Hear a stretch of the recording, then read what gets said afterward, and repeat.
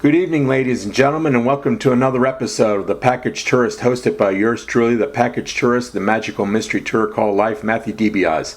Tonight's guest is Frank Bolaji Irawo.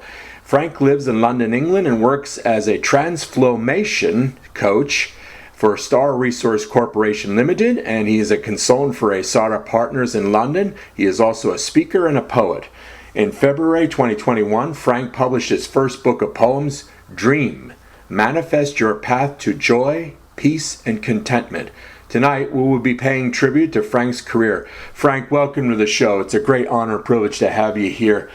I'd like to start off by asking you, Frank, what exactly do you do as a TransFLOWmation coach? Thank you very much, Matthew. Thanks for having me on your show. It's an absolute pleasure to be here. TransFLOWmation is an interesting word simply because it's a play on the idea that transformation flows from the inside out. It's based on the notion that what we inherently possess as human beings is all the potential we need to be who we are called to be. And that rather than reaching out to everything else outside of us to make us complete, that we should look within and find what's blocking that essence of who we are from manifesting out there. So my job as a transformation coach is to point people to the greatness within, help them discover how to make room for that to flow out of them so that they can live the life that they've been called to live and leave a positive impact on the planet. How long did it take you to create this process, this transformation process? How are you able to create that niche in your professional life? Right. So it's a long story, but I'll try to give you a potted version of it. I actually started out in IT. I used to be an IT technician. I used to be an engineer, then I became a project manager. And then eventually I've always loved working with people. And I did that mostly in spiritual communities, mostly church-based environments. And the notion and the way in which I help people tended to be more giving them advice and telling them, this might be a better path and stuff like that. So it was actually in my work as a project manager that the business I was doing work for wanted us to transform how we deliver projects into an agile way of working. And what that entailed was they brought in some coaches to help us do that. And what was interesting was that rather than them telling us what to do, they were trying to engage us in the process and partner with us to design what that looks like. And initially I found that very frustrating because I thought, well, you're the experts, just tell us what to do and we'll do it and we'll be done with it. But actually over time I began to see the wisdom of using a coaching approach simply because eventually the business got rid of the coaches. And had they just told us what to do, then we would not have had the agency and been empowered to continue to adapt and find ways to make things work for us so that when they were not there, we could still carry on what we needed to do. So that won me over to the idea of coaching, and I went to retrain as a coach in 2019. And come 2020, we all know what happened, that little inconvenience called the pandemic. That gave me a wonderful opportunity to put my coaching skills to work in supporting the workforce, considering nobody had ever encountered something like that before, at least in this lifetime anyway. So that really is kind of how I got into the coaching element. And the transformation one is kind of comes from having a spiritual perspective and also understanding the mind. And my job is I help people form a relationship with their mind that allows the mind to serve them and not work against them. Because if you don't really understand that, then a lot of the problems we experience, a lot of the energy drain that we experience really comes from really using our minds in ways that are not helpful. How much of your transformational work is based on spirituality, Frank? That's a good question. As I said previously, I have a spiritual background, and the way I look at that is that I believe that in our essence, we are all spiritual. That is my belief, that in essence, we all have a spiritual essence to us.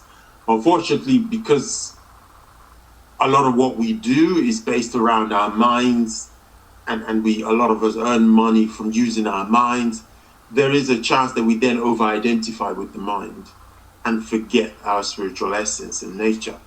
And what is important is to help people create that space where they understand that the mind is there to support them, but they are not their mind.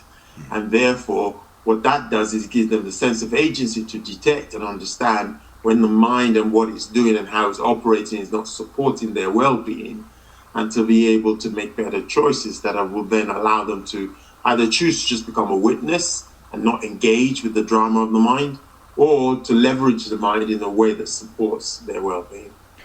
What tools do you use to help your clients achieve self-awareness and also external awareness of the outside world and its peoples? That's a beautiful question, because it's a great place to bring in poetry, really, because that's one of the main devices I use to help people. Now, going back to what I was saying earlier about we have what we need within us, we just need to create space for it to flow out of us. I've often found that insight is the main key. If we understand what's going on, we see what's going on, it allows us to make better choices that supports us. And what I've discovered is poetry has a very direct route to people's insight. And when you use poetry to connect to people, it bypasses the logic that often people use that doesn't support them.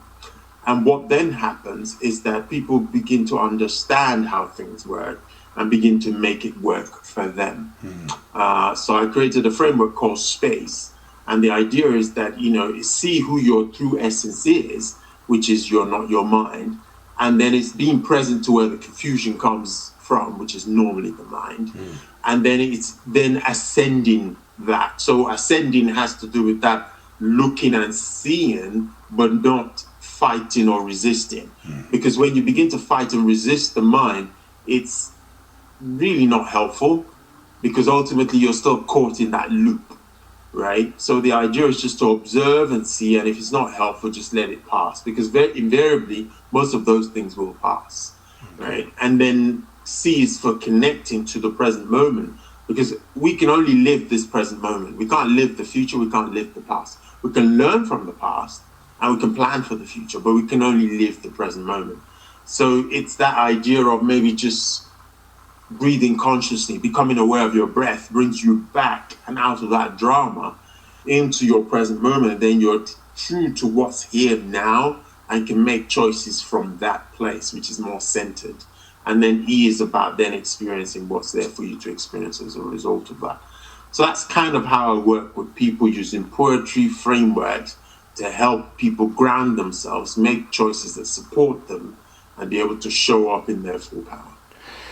Based on your experiences, what are the greatest obstacles your clients face in making a positive transformation? I love that question. It's addressing, a lot of people deal with, so I use the analogy of a tree. If you look at a tree and you discover that maybe the leaves are kind of off color, now you could choose to keep picking every leaf that is off color, or you could go to the roots and find out what's happening at that level that's making this tree produce leaves that are off color. And that's why I like to say that I do transformational coaching and not transactional coaching. Because really the idea is that I want to help you understand the root cause of the issue, so that if you address it at the root cause, the benefits that you gain spread to all parts of your life, right? So it's like people might say, oh, I have problems presenting, I get scared or whatever. Then I don't just start teaching you techniques as to how to present better. We want to dig into what is it about?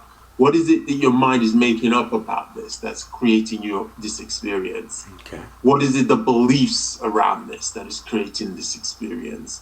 What is the framework and the way you're seeing the world that means that you're experiencing this like that? So when we go to all of those things and we look at those and we're able to draw insight that really brings that to light, and you begin to understand it at that level, then the shifts that you make there benefit every part of your life. And it also extends into how you treat and interact with other people as well. Okay. Frank, please tell our audience about your work for Aesara Partners. What do you do there? Right. So Aesara Partners is actually a partnership of coaches. I am an associate coach with them. And what I do is I support specific programs that they do that align with my skill set and interest. And the one that I enjoy the most has to do with helping people in a top 5 global finance corporation, to actually support their talent in moving up the career ladder. And the idea really is to increase diversity representation at a higher level of leadership in the organization. Okay. Something I'm uniquely qualified to do, because obviously I come from a background where those are some of the challenges we can often face in those settings. So the idea is that we help understand what their strengths are, we help understand the areas they need to work on, and then we begin to position them to develop the presence and transition from being a producer to a leader, and also support them in how do you authentically promote what you do and your impact without it feeling sleazy. How do you build a network authentically without it feeling like you're playing political games? So it's kind of aligning and helping people move through an organization and make themselves a no-brainer for promotion by leveraging who they are, how they are, their strengths, and working on areas that allow them to show up and leverage their impact through other people. Because obviously, sometimes what gets people to a certain position is no longer good enough to get them to the next position because of the scale of people they're going to be leading. So you can get away with micromanaging when you're leading a team of 3 or 4 or 5 people. When you have an organization or an area of the business where you've got 20, 30 people, you can no longer do that. So you need to learn to delegate. You need to learn to identify leaders and lead leaders rather than followers and those kind of things. So those are the areas that I support people in. And my poetry comes in as a way to consolidate some of the insights that come around that and to help people reflect and journal around that so that they can deepen that work so that they can begin to live it. Frank, do you have a web link you can share with our audience? How can people find you to access your services? Right. Yeah, I do have a web link, and it's linktr.ee. So it's Linktree, but it's broken. So you got linktr.ee/poetricity. Thank you. Okay. Frank, let's talk about your poetry now. Tell our listeners about your book of poems, Dream, Manifest Your Path to Joy, Peace, and Contentment. How'd that come about? Oh, that's such a wonderful question. So, for me to really give you context on that, I'll give you some background to... I came across a book by a guy called Robert Kiyosaki called Rich Dad, Poor Dad. And the whole idea behind that is that, to stop trading time for money and begin to buy assets that produce income so that you can have a sustainable lifestyle. Otherwise, you'll be working for money all your life and you can end up getting old and having nothing to retire from, basically. That's the idea behind it. So I was so enamored by that, I thought, this is what I want to do. I'm going to become a coach. I'm going to show people how to do this. Ironically, when I tried to implement some of the things that were pointed to in the book, I ended up being almost bankrupt. And that was weird because it's like, clearly this is working for some people. Why is it not working for me? And what I discovered was that if you don't understand what's driving and motivating you, that can lead to making decisions where you effectively snatch defeat from the jaws of victory. So it's kind of like, okay. What I then discovered was that I was buying into this outside-in kind of model of life, where I believed that if I could have the trappings of wealth on the outside, that would make me feel enough on the inside. What I discovered actually was that if I began to feel like I was enough already, then I could come from that place. And I learned that really by reflecting on my grandmother's life. So she died 30 years ago, God rest her soul. Yeah. But interesting enough, when she died, the whole village came out, because this happened in Nigeria, which is where my parents are from. And I was living there at the time. And I thought to myself, this woman is not rich. I'm trying to be rich. This woman is not rich in the sense that we say. But yet the impact that she's had means that the whole village, I mean, the local bakery donated 200 loaves of bread to her funeral service. And I'm thinking, how did she do that? Then I realized all she did was care about people. All she did was connect with people and meet them where they were. And if she felt there was a need of theirs that she could meet, she would.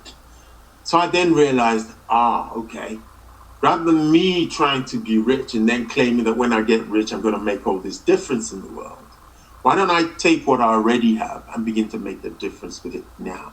Okay. And so what I thought is, well, I love poetry. Why don't I create a book of poetry?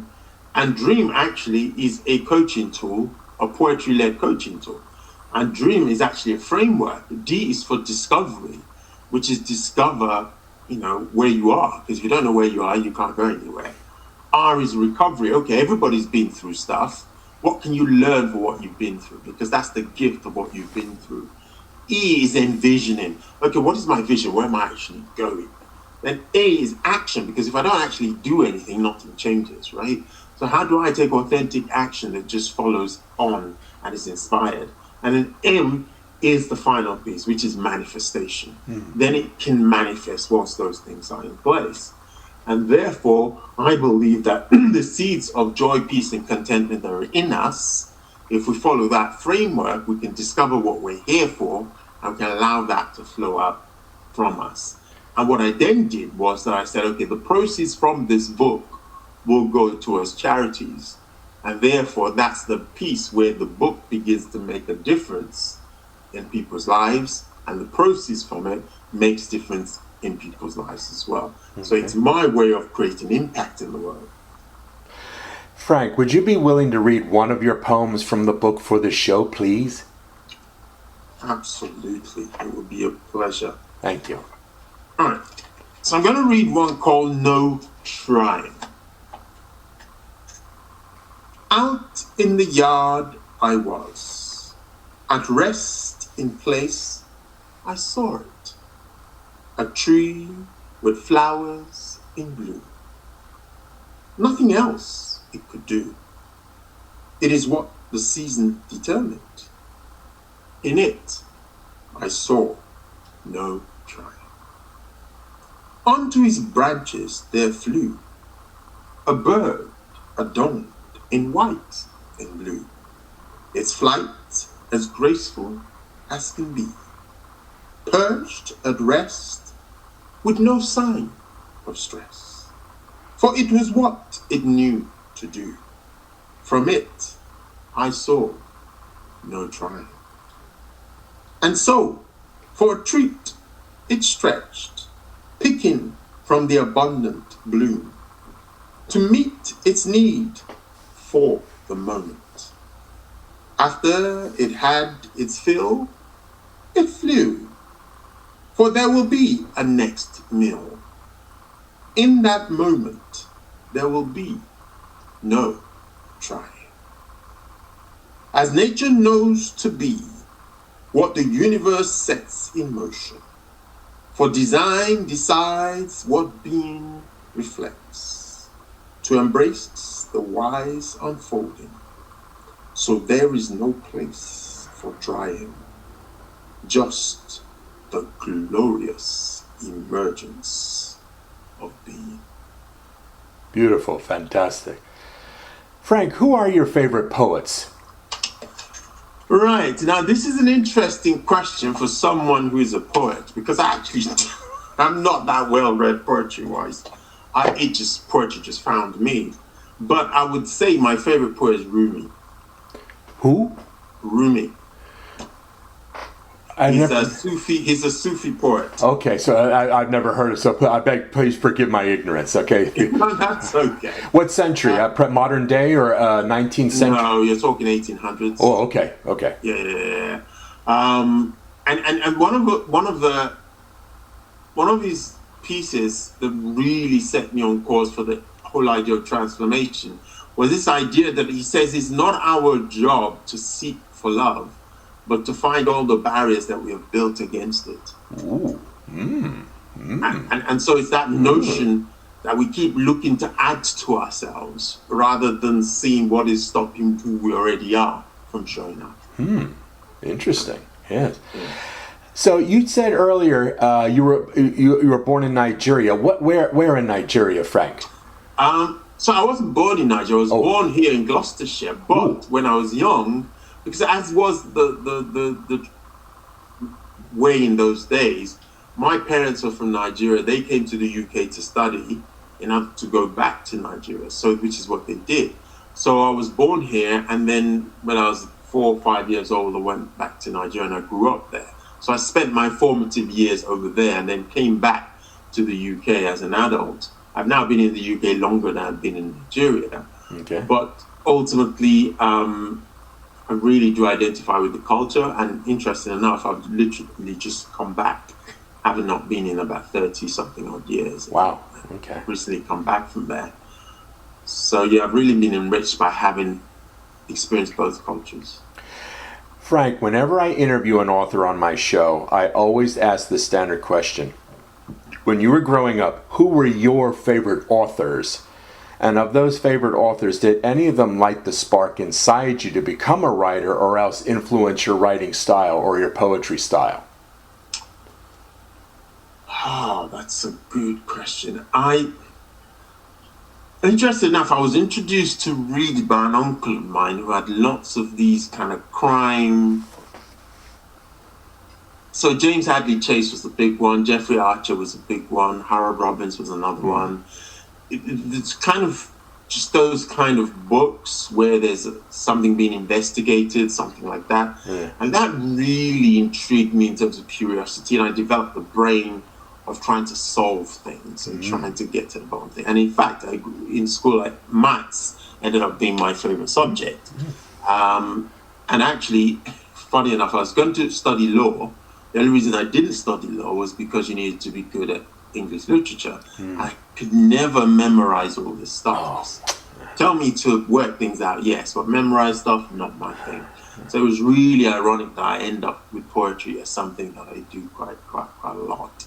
But I would say the influence there is really that whole idea of puzzles, putting things together. And poetry can be a bit like that. You're trying to say something, you're trying to find the words that will say it in a succinct yet direct way that causes people to think and causes the message to land. Frank, please tell our listeners, where can readers find your book of poetry? Where can they find it? Right. If they just go on Amazon, I'm the only person with my surname on there, so once they type that in, it should come up. Yeah. Do you have any future book projects in the works, Frank? And if so, when can we expect its release? Right. There is a project in the offing called Journey Back to Reality. And the idea behind that really is I've recently reconnected with nature. And what I've come to understand is very often we can get lost in a virtual world and disconnected from the natural world. But actually the rhythm and the essence of who we are is rooted in the natural world. And actually nature is a very grounding environment for us to find ourselves. And I think when we come to connect again with that and come from that place, there's so much for us to learn from nature. Nature is such a wonderful coach in terms of way of being. And that whole idea of the piece I read about no trying, when the bird, that was literally a coaching lesson from a bird, because I looked at the bird and go, okay, that bird is just being. It's not worrying, and yet it's fed. So it's like, how can I as a human being live in the world with that sense of being looked after, that sense of, yes, of course, I don't just sit around and think nothing's going to happen, but I'm doing it with the hope and trust in the universe looking after me. Frank, you were talking about your grandmother being such an incredible spiritual figure. Would it be accurate to say she was probably the biggest guiding figure in your life, or was she one of many key guiding figures in your life who helped form you and make you who you are?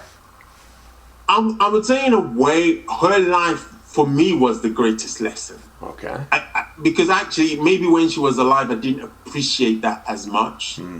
But after she had passed, and I noticed how hardly a time would come when we speak where we don't speak about her and speak about how she was and all the things she used to say and how she lived. And then I began to realize that her way of being was a more authentic and sustainable way of being in the world. Yeah. And then that really was a big influence on me. And we talk about her legacy of making a difference and leaving an impact in the lives of others. Frank, I want to thank you so much for being on the show here, and I wish you the best of luck in your future projects and with your career. Thank you so much. Thank you so much for having me on your show, and yes, I wish you the best with future episodes.